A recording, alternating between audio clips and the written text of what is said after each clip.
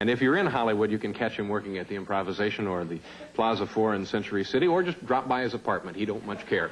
A nice welcome now, ladies and gentlemen, George Miller.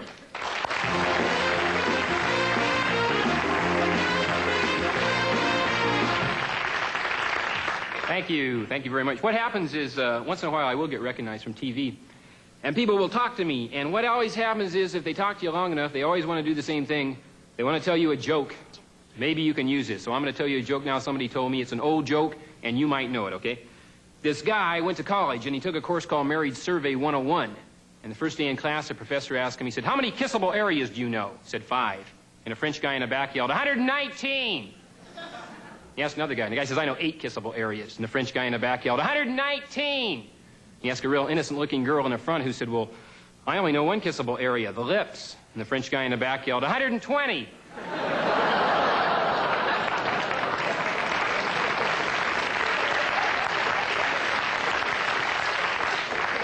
My mom told me that one.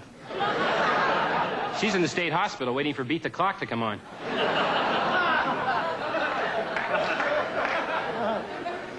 No, actually, my mom is not in the state hospital. My dad is the one that's nuts.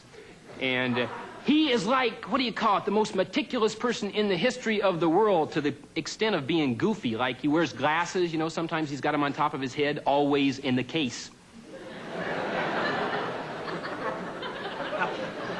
And one other thing, he suffers from a disorder, a mental disorder. Maybe you've read about this. This is true. Sometimes people actually become afraid of their food. My dad is afraid to go to sleep. He thinks his food will suffocate him. Like how? 2 tater tots are going to sneak in during the night and jam up his nose? Neither my mom nor my dad wanted me to come to California because I didn't have very much money, so when I first got here, I went to a real seedy hotel, you know, with insects crawling around the room, and I bought some of that discount insect killer. You ever try that? What a jip. What a weak product. Boy. Had to catch the bugs by hand and then dip them in the stuff.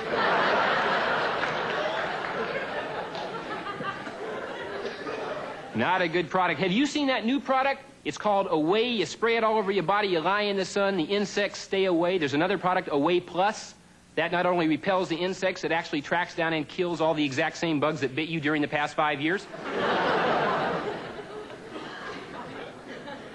I saw that commercial on television, where I see a good many commercials. I always watch Cal Worthington, the big California automobile dealer, late at night here in Los Angeles. I think he's an interesting fellow. Here's a 1922 Oldsmobile. It has 500,000 miles on it. We have to sell it as a used car.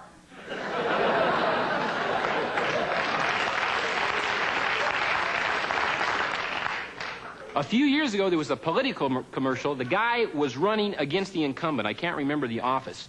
And the commercials were really strange. During my opponent's 4 years, the price of hamburger increased 35%. During my opponent's 4 years, morality declined. Adulterous conduct was up 15%. Now, how did they know that? What did they do, take a survey? "Excuse me, sir, I wonder if you could tell us, have you committed adultery during the past 4 years? "Yes, I did. I found it's a good substitute when you can't afford hamburger." Thank you. And I always, besides the commercials, I like to watch those detective shows, because there's always the same scene in every show. The mayor gets mad at the chief of police because something bad has been happening around town. It's always the same scene. "Telling you, chief, something's got to be done. If the man isn't caught, he's going around the country hitting people in the neck with an axe. If that man is not caught, heads are going to roll."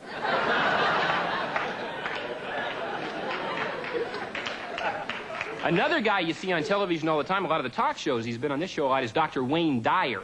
And he says, do what you want to do and the heck with everybody else. And there's a lot of books out now. They advocate that same philosophy. Your Erroneous Zones, Looking Out for Number One, How to Be Your Own Selfish Pig. There's a lot of these different books that... And they always say, get rid of your hostility. And comics are kind of a hostile group, I think. I was always wondering what it would be like if a hostile comic went into a grocery store to buy a loaf of bread. We were on the barter system, no money exchanged. "Okay, 1 loaf of bread, that'll be 1 joke, please." Yeah, all right. There was a farmer, he had a daughter. "Wait a minute, I heard that one already." "So, I never tasted bread before?"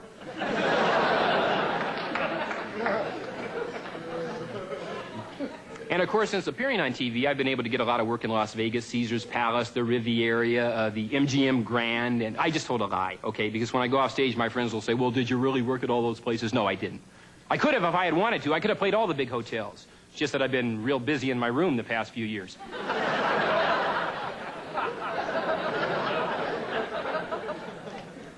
And one thing about working nightclubs, this might happen, I guess, at big hotels, too. At nightclubs, sometimes you'll have somebody really obnoxious. One night, I was working at the wonderful place, you probably heard of it, the Hungry Wart.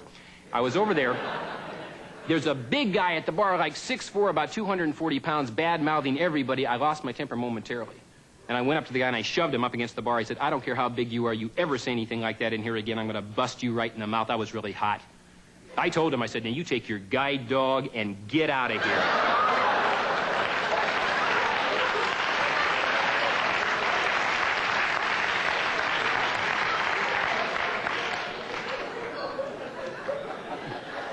Very sick people right in this section.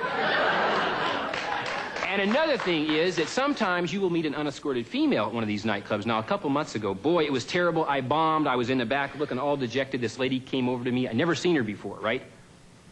She says, well, why don't we go over to my place? I get really lonely at night. I thought, well, it's the old subtle approach, you know.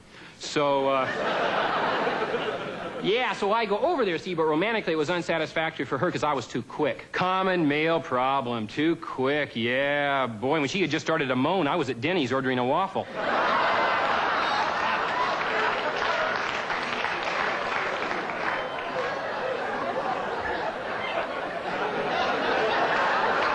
Not a pretty story, but one that needed to be told.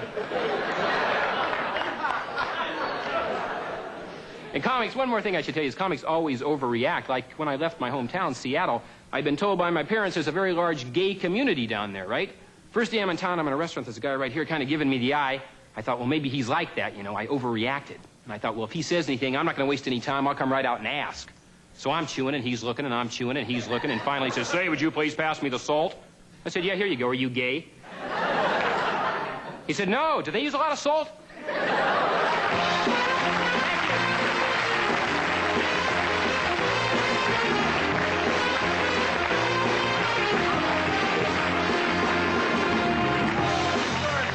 Tonight's show will continue right after this message, folks.